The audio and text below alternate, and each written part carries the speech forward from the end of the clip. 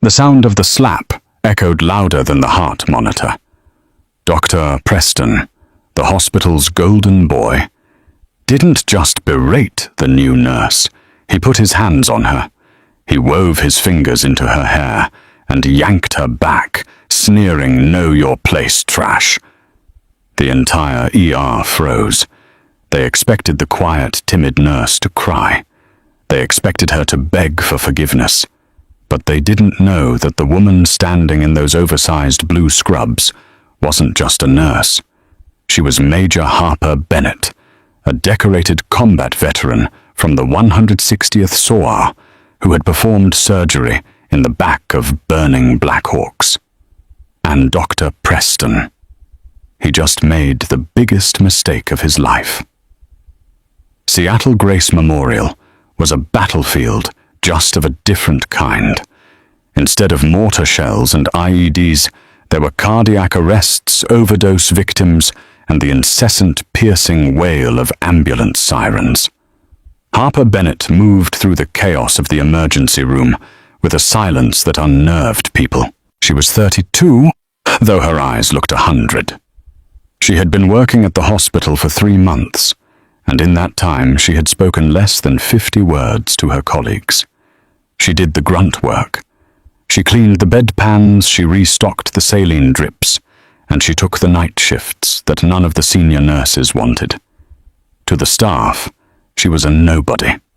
A travel nurse from nowhere with a shaky resume and a demeanor that suggested she was afraid of her own shadow. "Bennett, move it." The shout came from Dr. Silas Preston. Preston was the chief of trauma surgery.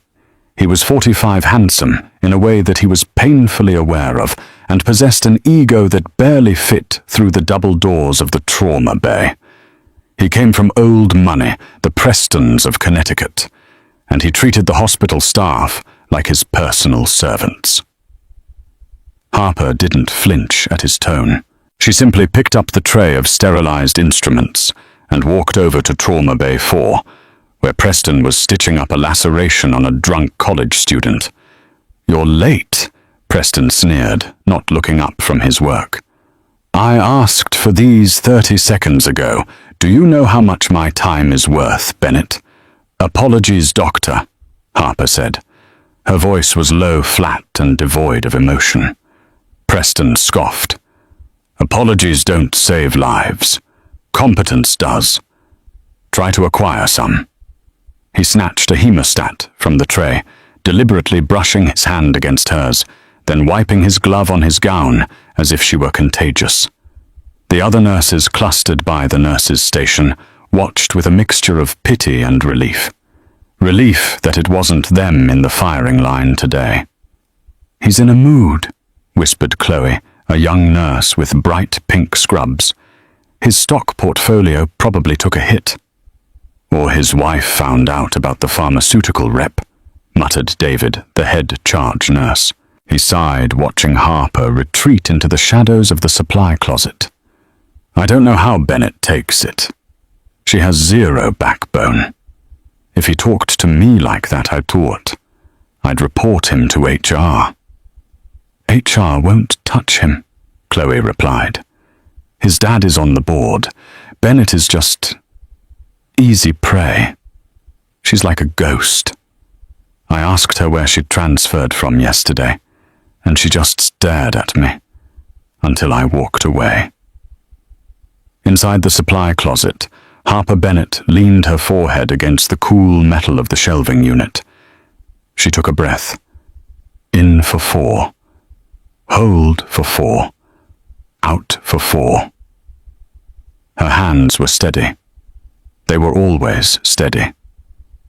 They had been steady in the Korangal Valley when an RPG hit her convoy. They had been steady when she had to pack the chest wound of her commanding officer, Captain Miller, while taking fire from a ridgeline 300 meters away. She wasn't afraid of a man like Silas Preston. Men like him were soft. They broke when the air conditioning went out. Harper had survived things that would make Preston catatonic.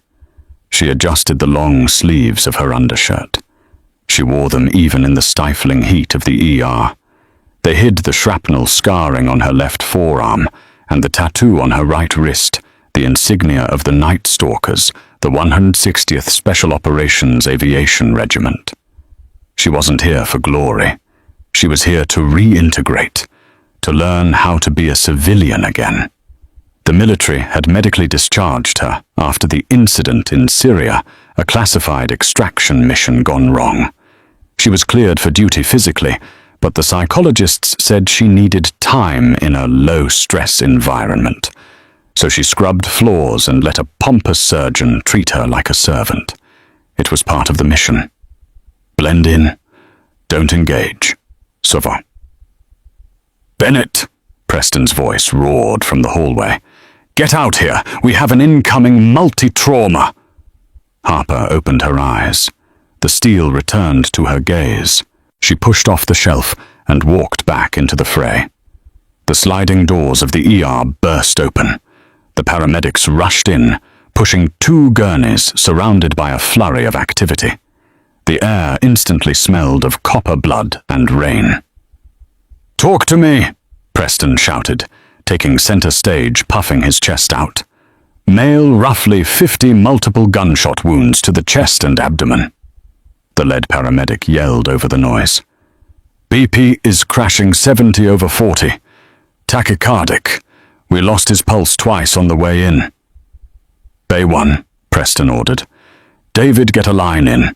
Chloe, get the blood bank on the phone. Bennett." He spun around, his eyes wild with the adrenaline rush he craved. "You're on suction.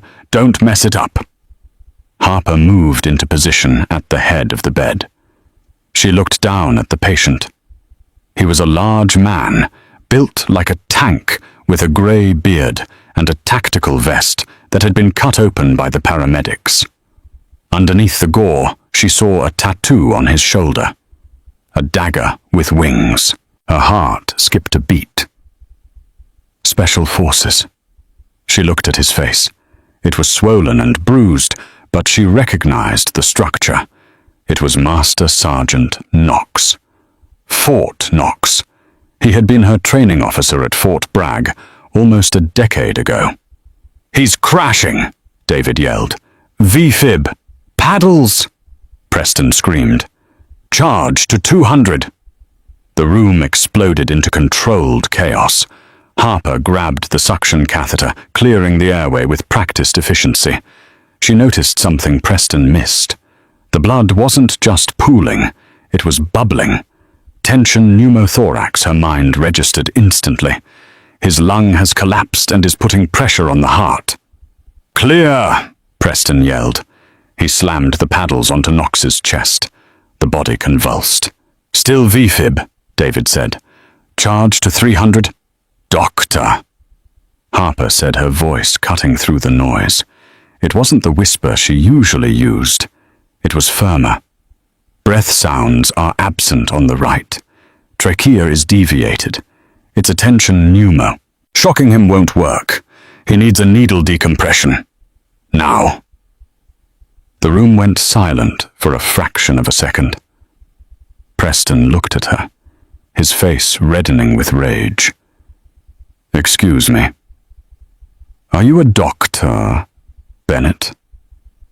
Did you go to med school or did you just get your degree from a cereal box?" "Look at the jugular distension," Harper insisted, pointing to the patient's neck. "If you don't decompress the chest, he dies in 30 seconds. "Shut up," Preston roared. "I am the attending surgeon here. You are a nurse. You change bedpans and you shut your mouth. Charge to 360. "Clear." He shocked Knox again. Nothing. Flatline. "Damn it." Preston threw the paddles onto the crash cart. "He's gone. Call it." "No," Harper said. She didn't think. She didn't calculate the consequences. She just moved. She stepped away from the suction unit and grabbed a 14-gauge angio-cath needle from the open supply tray.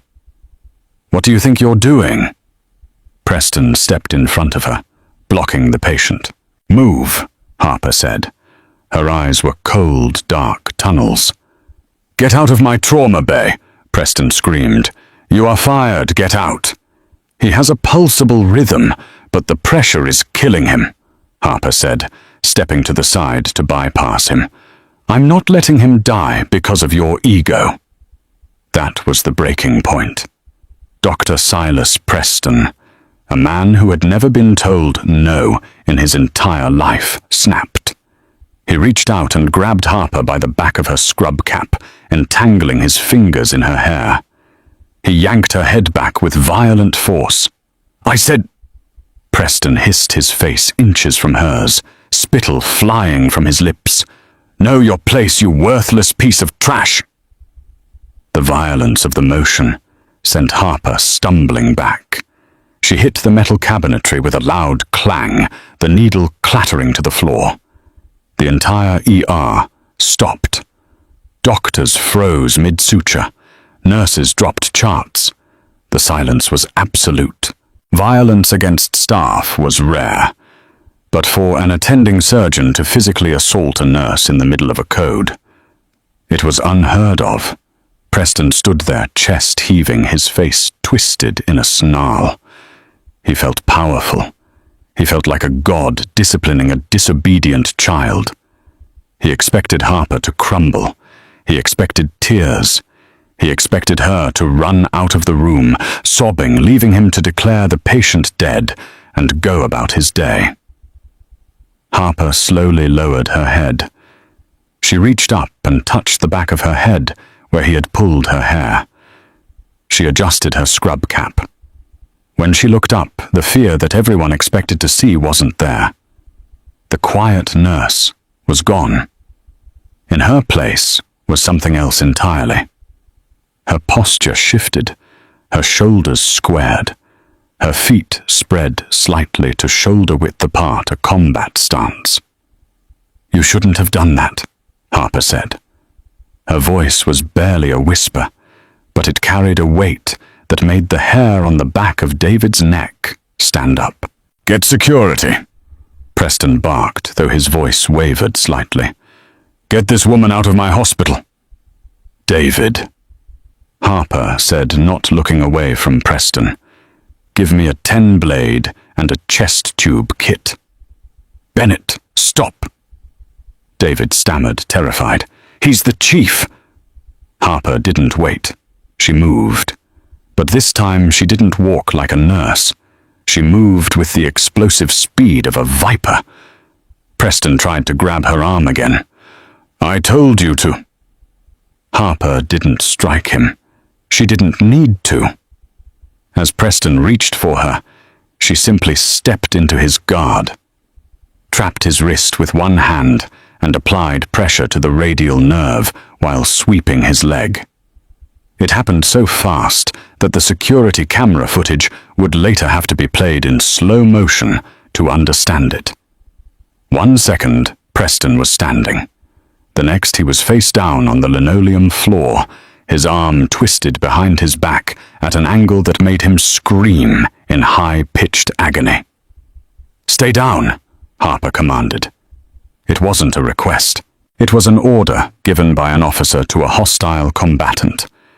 She released him, stepped over his groaning body, and walked to the patient. She picked up a fresh needle. "David, time me," she said calmly. She located the second intercostal space on Knox's chest. She plunged the needle in. Hiss. The sound of pressurized air escaping the chest cavity was audible throughout the silent room. The monitor on the wall beeped. Once, twice, beep, beep, beep, sinus rhythm.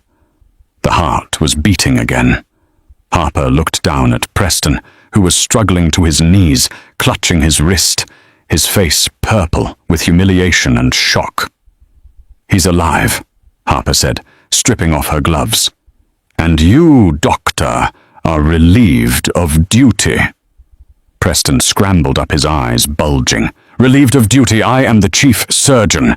You assaulted me. I will have you arrested. I will destroy you. Do you know who I am?" Harper looked him dead in the eye. She reached for the hem of her long-sleeve undershirt and slowly pulled it up, revealing the scarred, corded muscle of her forearm and the distinctive tattoo on her wrist. "I know who you are, Preston. You're a liability." She turned to the stunned charge nurse. "Call the police, and call General Holloway at the Pentagon. Tell him Ghost has been compromised." "General? Who?" David asked, his jaw hanging open. "Just make the call," Harper said, turning back to stabilize her former sergeant.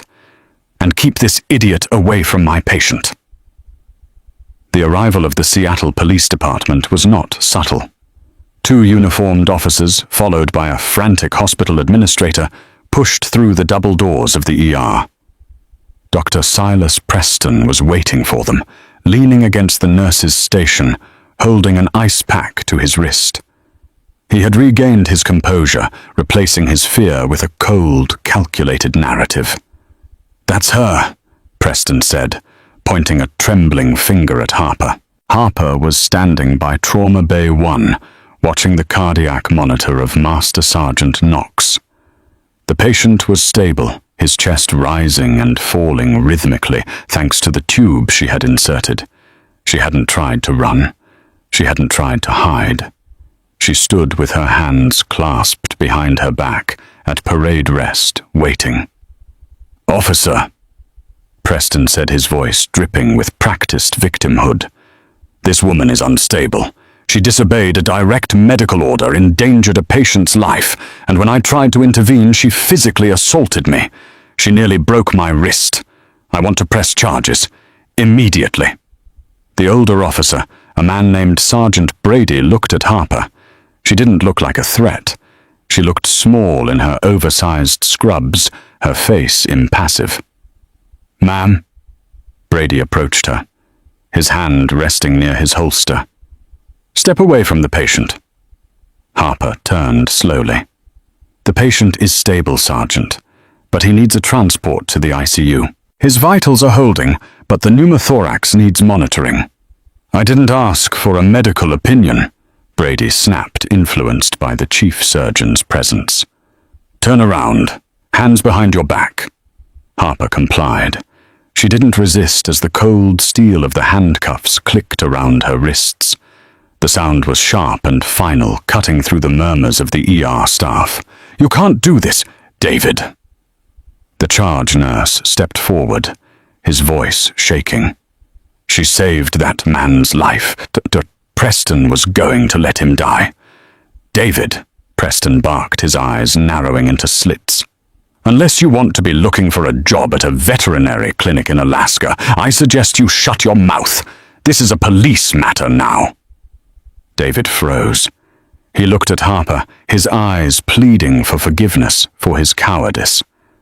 Harper just gave him a nearly imperceptible nod. "Stand down," the look said. "This isn't your fight." "Get her out of here," Preston sneered.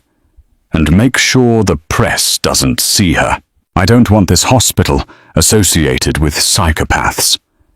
As the officers marched Harper through the crowded ER, the atmosphere was thick with tension. Patients on gurneys watched in silence. Doctors avoided eye contact. But the nurses, the ones who changed the sheets, cleaned the vomit and held the hands of the dying. They watched Harper with a strange new respect. They had seen the takedown. They knew the truth. Just as they reached the exit, a man in a tailored charcoal suit burst through the administrative doors. It was Sterling Preston, the chairman of the hospital board and Silas's father. He was a silver-haired shark of a man, known for burying lawsuits and ruining careers. "Silas," Sterling boomed, ignoring the police. "I got your text. Is it true a nurse attacked you?" "She's crazy, Dad," Silas whined, dropping the professional facade instantly.